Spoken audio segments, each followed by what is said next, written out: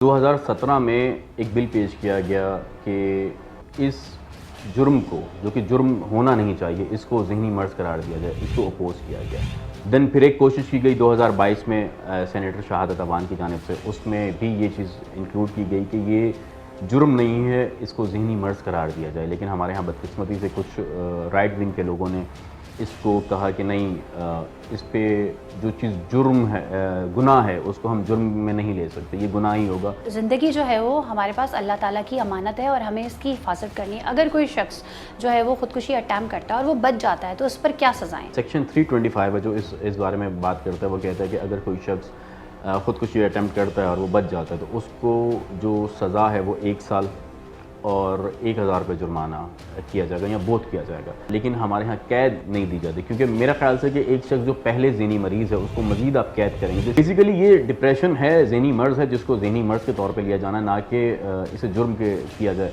हमारे यहाँ अगर कत्ल की सज़ा मौत है तो मौत के डर से लोगों ने कत्ल करना तो नहीं छोड़ दिया, कत्ल हो रहे हैं। बेसिकली हमें उस मकसद तक पहुंचना है कि ये चीज़ें क्यों की जा रही हैं। और 16 से 25 साल की जो रेशो है एज में, उस पर बहुत ज़्यादा सुसाइड्स अटैम्प्ट की जाती हैं और लोग अपनी जानें देते हैं। रिसेंटली एक वाक़या हुआ जिसमें एक शख्स ने जो है वो अपनी ना सिर्फ बीवी को बल्कि अपनी 3 बच्चियों को ज़िबा कर दिया और उसके बाद जो है वो सुसाइड अटैम्प्ट की। अब वो बच गया है। ऐसी सूरत हाल में क्या सज़ाएं होती हैं? देखिए, उसने तो अपने बच्चों की जान ले ली, अपनी बीवी की जान ले ली, तो वो कत्ल कराया। वो तो कत्ल गया। सेक्शन 302 है उसमें बड़ा क्लियर। लेकिन उसको कत्ल की 302 की सज़ाए मौत है, लेकिन उसको उसका ज़हनी मर्ज़ देखते हुए सज़ाए मौत नहीं दी जाएगी।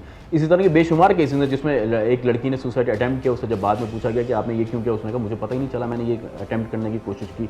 तो उस पर अगर आप FIR रजिस्टर्ड करेंगे, उसको सज़ाओं की तरफ लेके जाएंगे। मेरा ख्याल से जो ज़हनी मर्ज़ है वो तो एक डॉक्टर का काम है ठीक करना, ना कि रियासत का, ना कि पुलिस का, ना कि जेल वालों का। कैपिटल पनिशमेंट कभी भी किसी चीज़ का हल नहीं हुआ करता। ये जो नाउमीदी होती है जिसमें इंसान अपनी ज़िंदगी ख़त्म कर ले, ये किस स्टेज पे आती है? ये नाउमीदी उस स्टेज पे आती है जब अगर उनका इलाज ना करवाया जाए, अगर उनका इलाज कराया जाए लेकिन मुकम्मल इलाज ना कराया जाए, या ये कि वो इंसान बताए ही नहीं घर में कि वो इस कैफियत से गुज़र रहा है, इस कैफियत से गुज़र के इतने कर्ब में है कि आखिरकार ये जाके कर सकते। बहुत केसेस सुसाइड के ऐसे भी होते हैं जो किसी ने सुसाइड किया, उनको हॉस्पिटल नहीं ले गए, सिर्फ इसलिए नहीं ले गए क्योंकि हॉस्पिटल ले जाएंगे तो ये प्रूव हो जाएगा कि सुसाइड है, पुलिस केस हो जाएगी, बदनामी तो वो होगी। बदनामी होगी, तो वो अंदर ही अंदर जो है वो सारा इंतज़ाम करके दफना देते हैं और बाद में खबर मिलती है कि ये हुआ था। एक यंग लड़का, तो 18 से 21 साल के बीच का होगा, उसके दोस्त जो है वो यहाँ बाहर दरवाज़े तक लेकर आए क्योंकि उसे शदीद ज़हनी मर्ज़ था।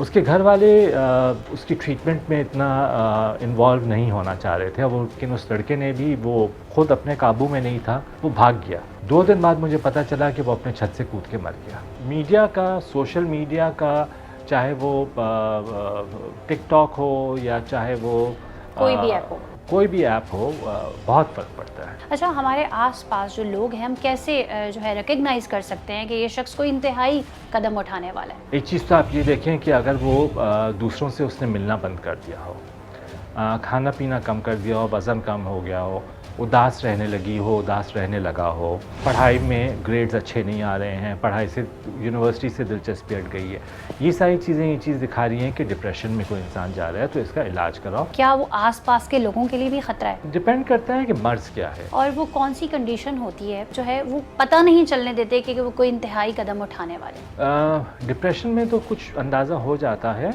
लेकिन जो सीरियस साइकियाट्रिक इलनेस है, जैसे कि स्किज़ोफ्रेनिया है, जैसे कि बाइपोलर डिसऑर्डर है। MA जिना रोड पे एक जगह है जिसका नाम है मेंटल हेल्थ सेंटर, वहाँ फ्री इलाज होता है, फ्री दवाएं दी जाती हैं।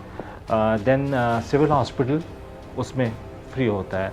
जिना हॉस्पिटल, उसमें फ्री होता है। हेल्पलाइन एक मौजूद है अमन फाउंडेशन की तरफ से।